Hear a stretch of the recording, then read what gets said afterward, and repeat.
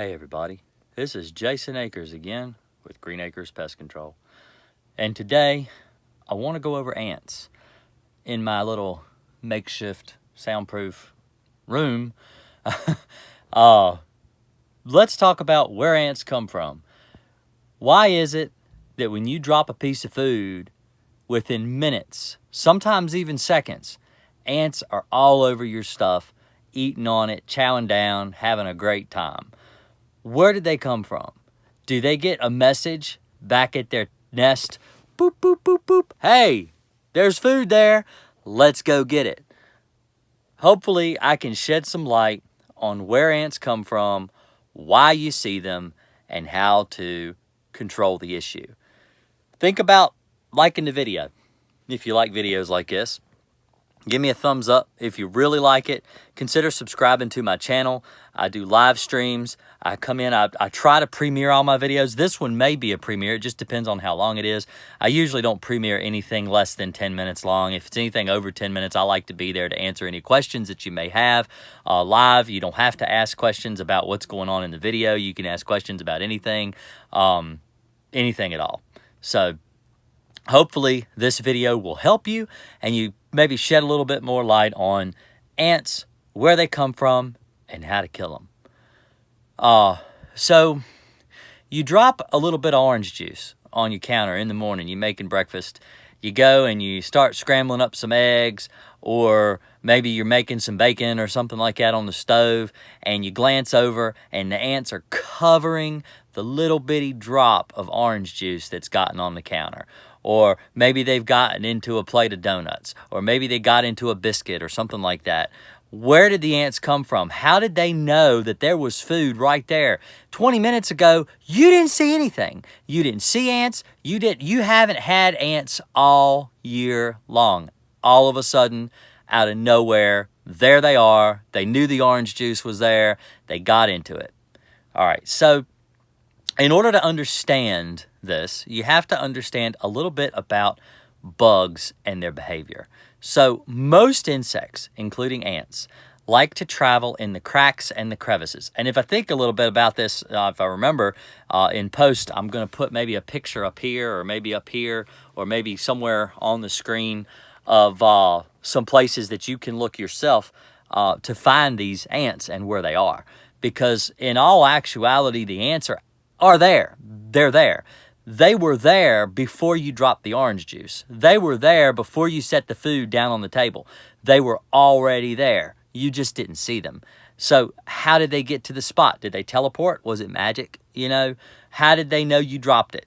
And the only answer is that they were already in the cracks. So what bugs do is they hide in places like baseboards. They hide underneath the lip of your countertop. So where your countertop comes out, like let's say you're washing dishes and you're standing at the sink and you take your hand and you just kind of move it down over the lip of the countertop where the sink, you know, attaches right there. There is a lip that comes out over your kitchen cabinets.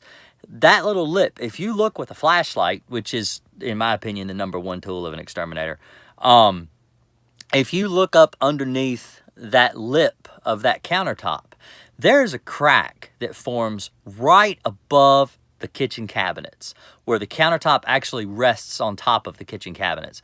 Ants travel in that crack. That is one of the most common places that I find ants in kitchens.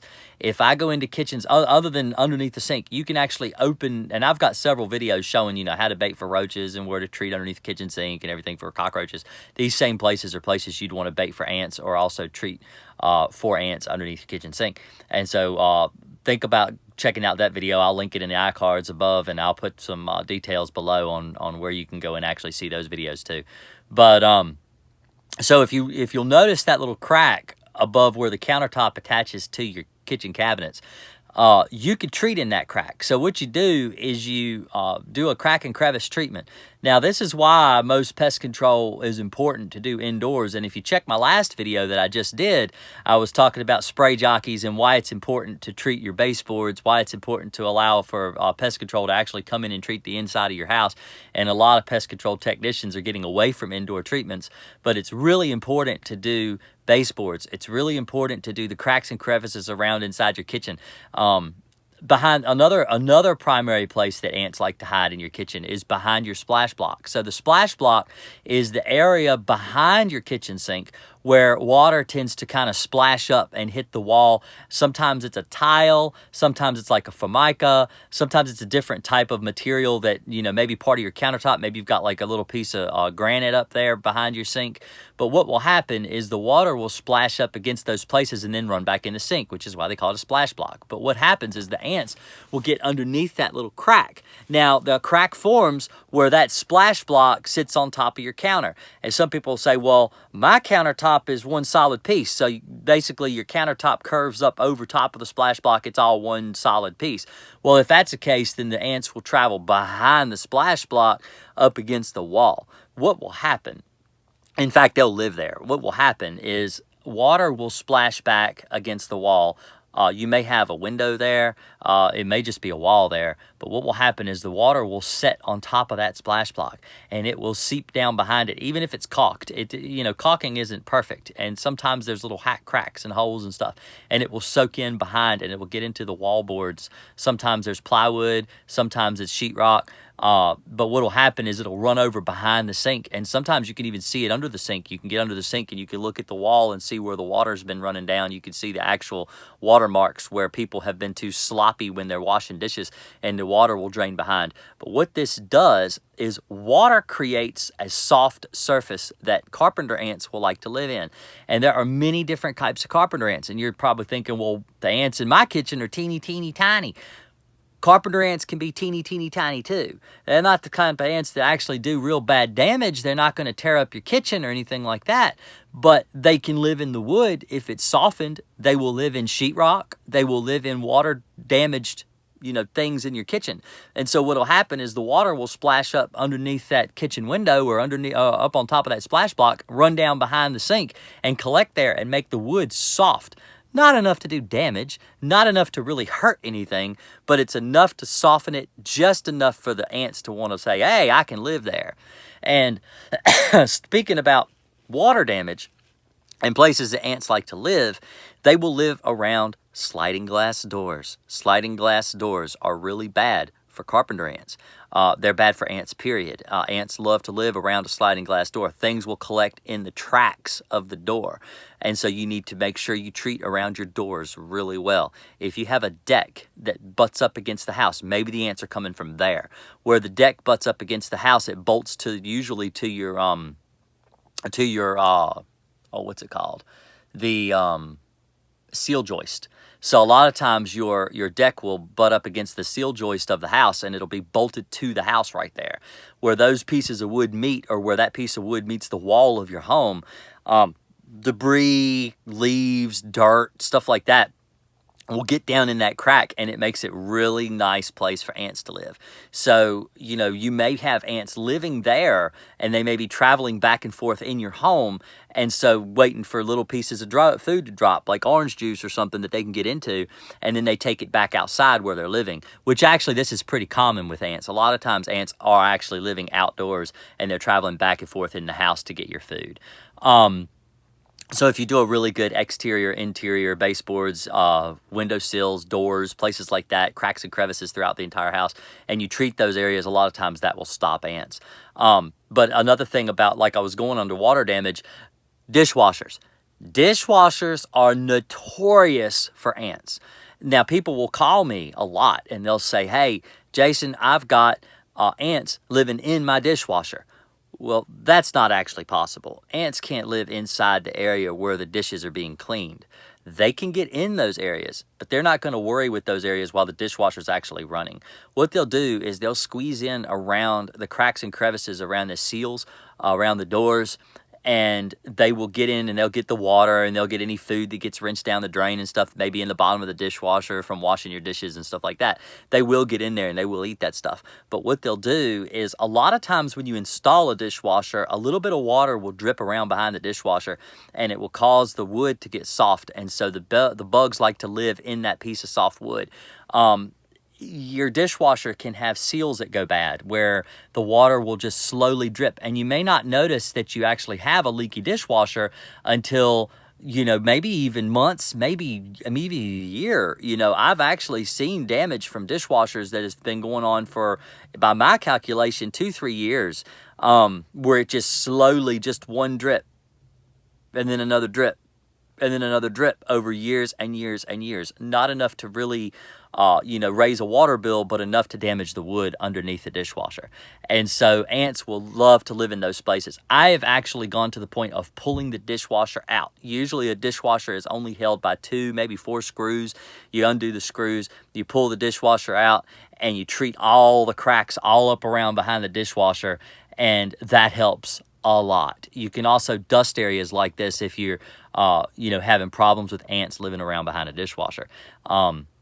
In fact, I would go so far as to say in my, I just pushed up against that thing. Oops. In my experience, dishwashers are probably the #1 place that ants live in your kitchen. Follow the links below. I'm going to give you some chemicals that I use for ants and what I find to be the most effective for ants. So check that out. I'll link it below. I use Alpine WSG. It's really, really great.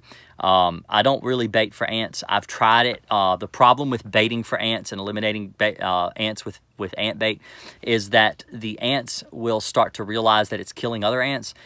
So the way that ants survive is the reproductives, the workers, the ones you see, the ones crawling out, gathering food, stuff like that, they're taking food back to the reproductives. The reproductives then take that food, turn it into what the workers can eat. So what happens is the workers don't actually eat the food. They pick it up and they take it, but they don't eat it. They don't eat anything they gather, nothing. They take it all back to the colony, and then the colony feeds the workers. So without the colony, the workers can't survive. So what will happen is the reproductives will start to die, and the workers will be like, oh no, I can't use this. And they'll actually come back to bait stations. Like, you know, those little combat bait stations are like about that big around. People will take those things and they'll put them underneath their kitchen counters and stuff like that. What will happen is the ants will actually come back to those bait stations and they will mark them with pheromones that will ward the rest of the colony, hey, don't touch this anymore. This is garbage. This is trash.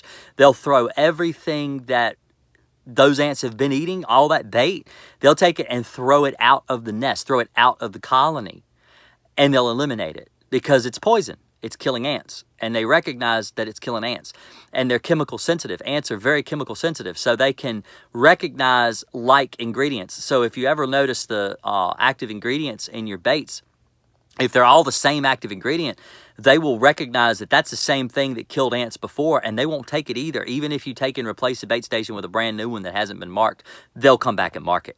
So understand that that's why I don't really bait for ants. I find that baiting is not very successful ever.